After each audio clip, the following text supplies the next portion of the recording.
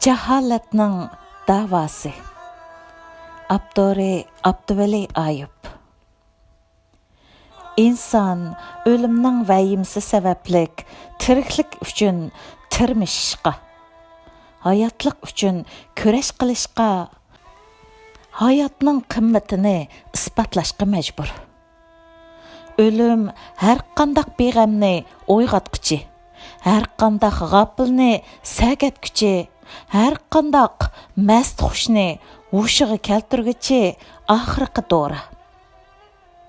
Mushu bir qancha kun ichida ikki o'limni uzatdik. Biri Uyg'urning parvonisi, Uyg'urlik vijdonining parvishkori, Uyg'ur tilining san'atkori ustozim Nur Muhammad To'xti. Yana biri Qashqarning guli, Uyg'ur yoshlarining iftixori, taraqqiyotga tashna o'smirlarimizning o'lgisi Aytursun Eli. Mən Nur Muhammad akamның sadiq ixlasməni, g'oyivi shogirdi, qadinas o'qirmani edim. Aytursun singlimiz Qashqarda balalarga ona til, yoshlarga ingliz tili o'rgatib yurgan kunlarimda qizg'in qo'llag'uchimiz edi. Nur Muhammad akamdak büyüklerimiz hayat bolğaç, Uyg'urning ko'zi yig'lab tursimi, yuragi to'q edi. Ishchiga tinib o'ltirsimi, g'ayrati tom edi. Hijron qiynab tursimi, umidi cho'nqur edi. Ustozning xotan ko'chalardala hayot mengib yurishlarilar Uyg'ur uchun bir kuch edi. Qayta dasturishga madad edi.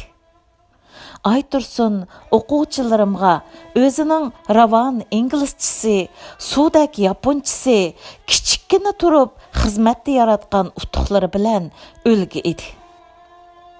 Guldak Aytursun bilan Qashqarga ishonchimiz bor edi. Turukdak yo'lboshchi ustozimiz bilan Xotandan xotirjam edik.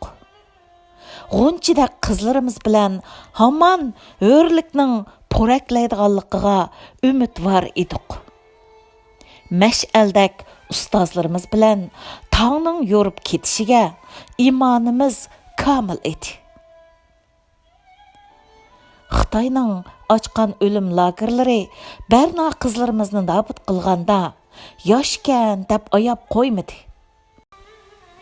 Xitoy qurgan zulm zindonlari munavvarlarimizni barbod qilganda hurmati borkan, ta'siri borkan, yozg'uchi ekan deb parvo qilmadi.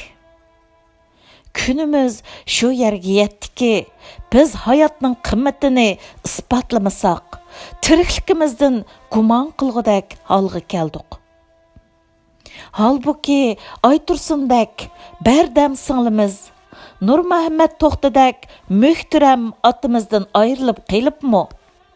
Yana qaysi muloyiza, yana qaysi munozara, yana qaysi ulus, polus, mustaqilchi, pustaqilchi, avtonomiyachi, mavtonomiyachi, qaysi hukumatning talash tartishi? O'yg'atquchi o'lim oldidimi sukutni tanlash?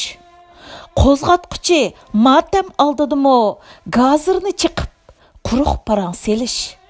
Millatga musibat kelyapsa, aglakka chiqib erga tekkandak, osmondan qasqandan gap qilib tomosha chiqarishning bir jaholat ekanligiga gumonim yo'q.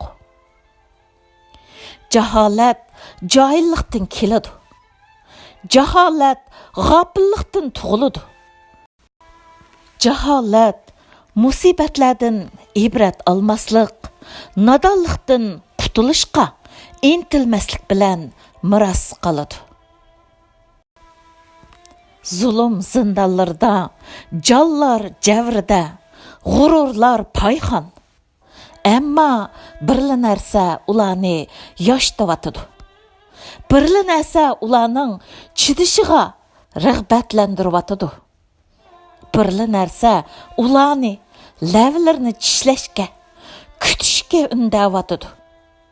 У болсымы, hayatqı болған тәлпініш, өрліккі болған интіліш, азатлыққы болған арзу. Біздәк hayatlar вә өрләгі бағланған тәврәнмәс үміт. Zindandaki күнлерімдә hayatım қатыллар, әйдіз болған сақаймас зәһәр хумарлар білән харап еді. Bir күні bir сақчы сорақтан қайтып келіп ассам, мені камерға еліп маңғач бір рәсімні көстіп қойды.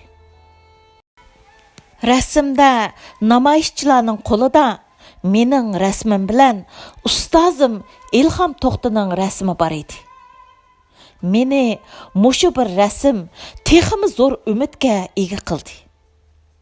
Мен шу бір рәсім сәвәплік қамақтыки мәғлуплар, мәхбусладың еген таяққа вайсап кетмедім. Шу күндін итиварен сорақтыки барлық хорлықлаға бәрдашлық берішке, қинақлаға көзімні мүт қылмаслыққа, әммеге чыдашқа қарар бәрген едім. Хотеннің ғұроры болған әзіз жалладың айрылдық. Қашқарның ғончысы Жаналлаға үшік тәгді. Бұл зұлымны көріп тұрып, жем болып өліш. Үміссіз шейтандәк, еч кемге көрінмей сүкіт қылыш. Тілсіз иблістәк, бұлың пішқақлада ұйғырдың қичіп, тымыз қылап яшаш. Жахалетке ами болғалық, зұлымға шерік болғалық, залымға дост тартқалыққа баравер.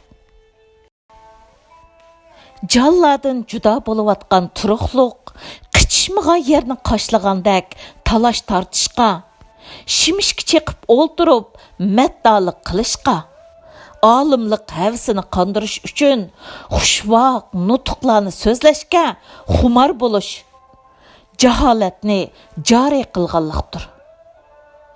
Бұ мұсибет, бұ зұлым вә қичіп құтылмас бұ өлімлер бізні жалладың жүда қылғандәк жахалетні мұ жүда қылғай. Өлім біздікі жахалетке мәлхәм болып, надалыққа, беғәмлікке, жимғырлыққа, сүкітке, шипалық дора вә дава болғай. Түгіде 2019 жыл 23 iyun Париж.